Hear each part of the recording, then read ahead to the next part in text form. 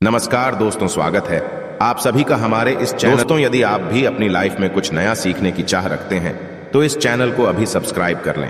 दोस्तों, जन्माष्टमी का त्योहार काफी पावन माना जाता है। इस त्योहार पर काफी उपाय भी किए जाते हैं जो कि काफी सफल साबित होते हैं। ऐसा ही हम एक उपाय बताने जा रहे हैं। जय श्री कृष्ण, राधे राधे।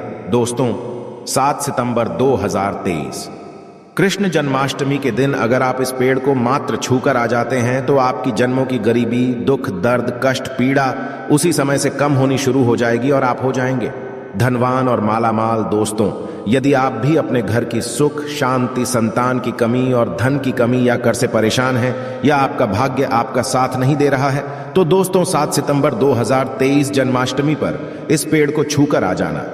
उसके पश्चात आप देखेंगे कि कुछ ही दिनों में आपकी सभी समस्याओं का हल संपूर्ण नव रूप से हल हो जाएगा। दोस्तों, कई हजार सालों पश्चात 7 सितंबर 2023 को बहुत ही दुर्लभ और दिव्य संयोग बनने जा रहा है, क्योंकि इस दिन जन्माष्टमी के पावन पर्व के साथ साथ राजयोग, अमृत सिद्धि योग और साथ ही धनलक्ष्मी जैसे कई योग बन रहे हैं और इस दिन भगवान श्री कृष्ण सबसे अधिक प्रसन्न होने वाले हैं। इसलिए दोस्तों, अगर आप भी भगवान कृष्ण से इस दिन जो भी सच्चे दिल से मांगेंगे वो मनोकामना आपकी अवश्य पूरी होगी और इस दिन इस पेड़ को छूने से जुड़ा ये उपाय आपकी किस्मत चमका देगा। तो आखिर कौन सा है वह कार्य जो आपको सभी कष्टों से मुक्त कर देंगे? आज की इस वीडियो में हम आपको विस्तार से बताएंगे, इसलिए दोस्तों वीडियो को आखिर तक अवश्य देखें। और दोस्तों, अगर आप भी अपने जीवन में भगवान श्री कृष्ण की कृपा पाना चाहते हैं तो इस वीडियो को लाइक करें और कमेंट में श्री कृष्ण राधे राधे लिखना ना भूलें। दोस्तों, भगवान कृष्ण का जन्म भाद्रपद माह की कृष्ण पक्ष की अष्टमी तिथि को हुआ था। इस शुभ तिथि को भगवान कृष्ण के जन्म उत्सव के रूप में मनाया जाता है और इसे जन्माष्टमी कहा जाता है। दोस्तों, जन्माष्टमी 2023 पूजा का शुभ मुहूर्त है। सितंबर 2023 दिन बुधवार को रात 11:57 से 12:42 के बीच जन्माष्टमी की पूजा की जाएगी। आपको बता दें, कान्हा का जन्म रोहिणी नक्षत्र में मध्य रात्रि में हुआ था। 6 सितंबर को रोहिणी नक्षत्र की शुरुआत सुबह 9:20 से हो रही है। अगले दिन 7 सितंबर को सुबह 10:25 पर इसका समापन हो जाएगा। वहीं जन्माष्टमी व्रत का पारण 7 सितंबर को सुबह 6:02 या शाम 4:14 के पश्चात किया जा सकेगा। दोस्तों, वहीं ग्रस्त और वैष्णव संप्रदाय के लिए जन्माष्टमी की तिथि आपको बता दें, ग्रस्त और वैष्णव संप्रदाय के लोग अलग एक दिन कृष्ण जन्माष्टमी मनाते हैं। ऐसे में 6 सितंबर 2023 को ग्रस्त जीवन वाले लोग और 7 सितंबर 2023 को वैष्णव संप्रदाय के लोग कान्हा का जन्म उत्सव मना सकते हैं। दोस्तों, इस बार जन्माष्टमी के दिन कई सारे दुर्लभ संयोग बन रहे हैं। इस बार की जन्माष्टमी के दिन संयोग और संस नामक राजयोग, कालसर्प योग, सर्वार्थ सिद्धि योग, अमृत सिद्धि योग का निर्माण हो रहा है। इसलिए इस दिन का और भी अधिक महत्व बढ़ गया है।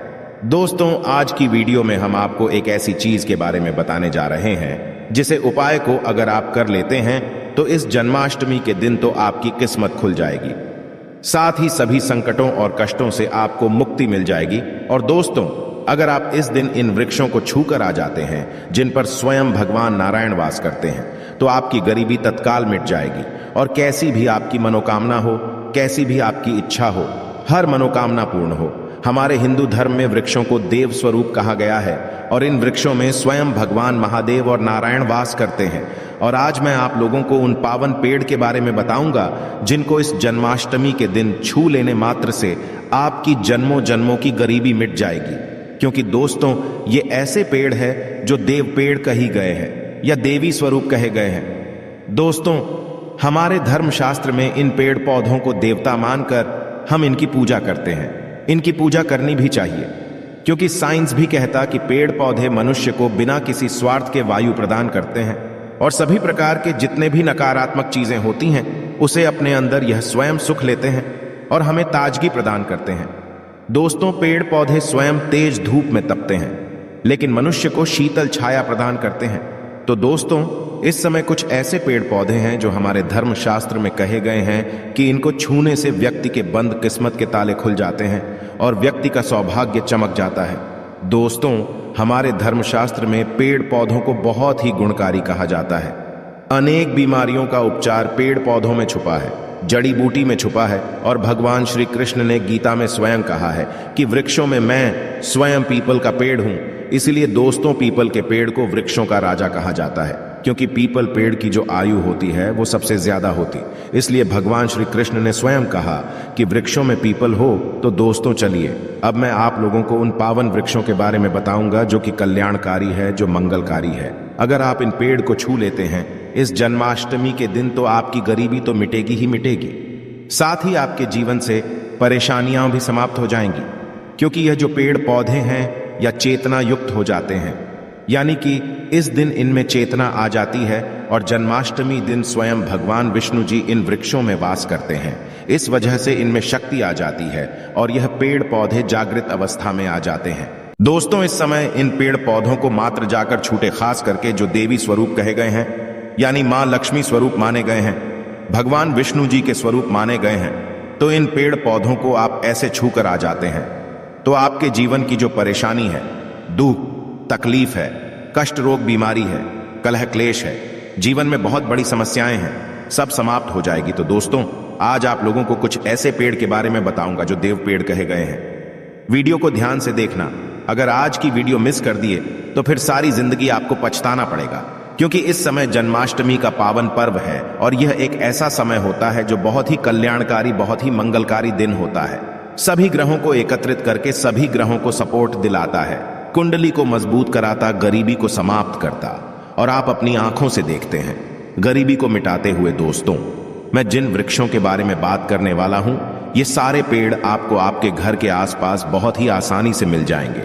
दोस्तों, सबसे पहला जो पेड़ है, जिसे पेड़ के बारे में मैं बात करने वाला हूं, वह है केले का पेड़ जी। हाँ, केले का पेड़ आपके घर के आसपास मिल जाएगा। इसमें स्वयं भगवान विष्णु जी, महालक्ष्मी जी वास करती है। दोस्तों, आपको इसे खासकर दिन, चाहे गुरुवार के दिन हो, किसी भी दिन आप इस पेड़ को छूकर आ जाए तो जीवन के कष्ट मिटाते हैं, तत्काल गरीबी मिटती है और सुख समृद्धि की प्राप्ति होती है। धन वैभव से आपका घर भर जाता है। आपके घर में तेजी से धन आने का स्रोत नजर आने लगते हैं। रुका हुआ व्यापार चलने लगता है। बंद पड़ी किस्मत भी साथ देना शुरू कर देती है और भाग्य आपका 7वें आसमान पर रहता है। बंद किस्मत के ताले खुल जाते हैं। जीवन में सफलता आपको प्राप्त होती है। कार्य क्षेत्र में भी आपको लाभ होता है। तो दोस्तों, आपको केले का पेड़ आसपास मिल जाएगा, तो इस पेड़ को छूकर आ जाए। इसमें स्वयं भगवान श्री विष्णु जी वास करते हैं। केले का पेड़ बहुत ही पावन माना जाता है। कहते हैं केले के पेड़ में अगर जन्माष्टमी के दिन अगर 1 लोटा जल गुरुवार के दिन दिया जाए, हल्दी, चना, किशमिश डालकर, तो जीवन में यश, मान, सम्मान की प्राप्ति और संतान की प्राप्ति होती है। अगला पेड़ है दोस्तों तुलसी का। दोस्तों, तुलसी के पौधे को अगर आप छूकर आ जाते हैं तो जीवन के कष्ट मिटते हैं। इसमें भी मां लक्ष्मी का वास होता है। तुलसी के पौधे को छूने से भी आपकी गरीबी तत्काल मिटती है, महालक्ष्मी की कृपा बरसती है, घर से दुर्भाग्य दूर होता है। इसलिए जन्माष्टमी के दिन पीपल के पेड़ के साथ साथ तुलसी का पौधा भी आपको घर के आसपास मिल जाएगा, या फिर आपके घर में लगा है तो सुबह शाम के दिन आप इन्हें छूकर आ जाएं और अपनी मनोकामना, साथ ही अगर बेल का पेड़ भी मिल जाए तो इसे भी छूकर आ जाए तो बहुत ही लाभ और कल्याणकारी है। इसमें स्वयं नारायण और माता पार्वती वास करती है। दोस्तों, बेल का पेड़ भी बहुत ही शुभ है और शमी का पेड़ भी छूकर आ जाए, यह भी बहुत ही शुभ माना जाता है। इसमें भी सभी देवी देवता निवास करते हैं। साथ ही साथ नीम का पेड़ या फिर आम का पेड़ भी छूकर आ जाए, गरीबी मिट्टी है। अब अगला पेड़ है दोस्तों पीपल का पेड़। पीपल के पेड़ में स्वयं भगवान नारायण वास करते हैं, स्वयं भगवान विष्णु जी वास करते और मां लक्ष्मी जी वास करती है। तो जन्माष्टमी के दिन आपको पीपल के पेड़ को अवश्य छूकर आ जाना है। सुबह या फिर शाम के समय छूकर आएं, और जब पीपल को आप छुएंगे तो AUM नमो भगवते वासुदेवा, यह इस मंत्र का जाप करते हुए छूना है। अपनी मनोकामना बोलते हुए छोड़ देना है। दोस्तों, जो भी आपकी मनोकामना है, नौकरी को लेकर, बिजनेस, व्यापार को लेकर, धन को लेकर, कार्य को लेकर, संतान को लेकर किसी प्रकार की समस्या, शत्रुओं को लेकर हो, तो आपको बस भगवान विष्णु जी के पेड़ पीपल के सामने ऐसे आपको अनुभव करना है कि वे उपस्थित हैं, प्रकट है, और उन्हीं का स्मरण करते हुए छूकर आ जाना है। तत्काल देखेंगे 24 घंटे के अंदर आपकी मनोकामना पूरी होगी। बाकी आपकी मर्जी। दोस्तों, इतना पावरफुल ये उपाय है कि इसको करने से आपके जीवन के दुर्भाग्य दूर होंगे, कष्ट मिटते हैं, जीवन से गरीबी दूर होती है। दोस्तों, पीपल पेड़ में वैसे तो सभी देवी देवता निवास करते हैं, लेकिन जन्माष्टमी के दिन भगवान विष्णु और मां लक्ष्मी स्वयं निवास करने आती है बैकुंठ लोक से धरती पर। इसीलिए पीपल के पेड़ को अवश्य स्पर्श करके आप अपनी मनोकामना बोल देना, तत्काल आपकी गरीबी मिटेगी। दोस्तों, इस दिन जन्माष्टमी की व्रत कथा भी आपको अवश्य सुननी चाहिए, जिसको सुनने मात्र से आपके सभी रुके हुए कार्य बनने लगेंगे। द्वापर युग में जब पृथ्वी पाप और अत्याचारों के भार से दबने लगी, पृथ्वी गाय का रूप बनाकर सृष्टिकर्ता विधाता ब्रह्मा जी के पास गई। सभी देवता ब्रह्मा जी के पास गए और ब्रह्मा जी को पृथ्वी की दुकान कथा सुनाई। वहां उपस्थित सभी देवताओं ने निर्णय किया कि इस संकट के समाधान हेतु भगवान विष्णु के पास जाएंगे और सभी लोग पृथ्वी को साथ लेकर क्षीर सागर में भगवान विष्णु जी के पास पहुंचे। जहां भगवान विष्णु शिष्य पर शयन कर रहे थे, वहां जाकर सभी देवता गण भगवान विष्णु की स्तुति करने लगे। स्तुति करने भगवान विष्णु के निद्रा भंग हुई। तब विष्णु जी ने सबसे आने का कारण पूछा। तब दीन वाणी से पृथ्वी बोली, महाराज, संपूर्ण भूमंडल पाप और अत्याचारों से घिर गया है और पृथ्वी इन पाप और अत्याचारों के भार में दबने लगी है, इसलिए कृपा करके इस संकट का निवारण करें। यह सुनकर भगवान बोले, मैं ब्रजमंडल में वासुदेव गोप की भार्या कंस की बहन देवकी के गर्भ से जन्म लूंगा, इसलिए तुम ब्रज भूमि में जाकर यादव कुल में अपना शरीर धारण करो। इतना कर भगवान विष्णु अंतर्ध्यान हो गए और देवता तथा पृथ्वी ब्रज भूमि में आकर यादव कुल के नंदी, यशोदा तथा गोपियों के रूप में पैदा हुए। इसके पश्चात कुछ दिन ऐसे ही व्यतीत हो गए। वासुदेव नव विवाहित देवकी तथा साले कंस के साथ गोकुल में जा रहे थे। तभी अचानक भविष्यवाणी हुई कि हे कंस, जिसको तू अपनी बहन समझकर अपने साथ लेकर जा रहा है, उसी के गर्भ से 8वां पुत्र होगा जो तेरी मृत्यु का कारण बनेगा। इतना सुनते ही कंस तलवार उठाकर देवकी को मारने के दौड़ा। तब वासुदेव ने कहा, यह औरत बेकसूर है और बेकसूर स्त्री को मारना उचित नहीं है, इसलिए जब भी देवकी के गर्भ से पुत्र का जन्म होगा तो पैदा होते ही मैं आपको अपनी सब संतान दे दूंगा, तो आपको कौन मारेगा। कंस ने उनकी बात मान ली और वासुदेव तथा देवकी को ले जाकर जेल में बंद कर दिया। जब भी देवकी के पुत्र होता तो कंस उन्हें मार देता। देवकी के साथ पुत्र मारे जाने के पश्चात 8वें गर्भ की बात कंस को मालूम हुई। इस बात का पता चलते कंस ने देवकी और वासुदेव को खास कारागार में डलवाकर पहरा लगवा दिया। भाद्रपद माह की कृष्ण पक्ष की अष्टमी को भायावाणी रात के समय जब शंख गधा पद्मधारी भगवान श्री कृष्ण का जन्म हुआ तो चारों ओर प्रकाश फैल गया। लीलाधारी भगवान की यह लीला देखकर वासुदेव और देवकी उनके सामने हाथ जोड़कर खड़े हो गए। भगवान श्री कृष्ण ने जब अपना बाल स्वरूप लिया तब देवकी और वासुदेव के हाथों की हथकड़ियां टूटकर खुल गईं, दरवाजे अपने आप खुल गए और पहरेदार सोते हुए नजर आए। तब वासुदेव कृष्ण जी को अपने साथ लेकर वहां से निकल गए। जब वासुदेव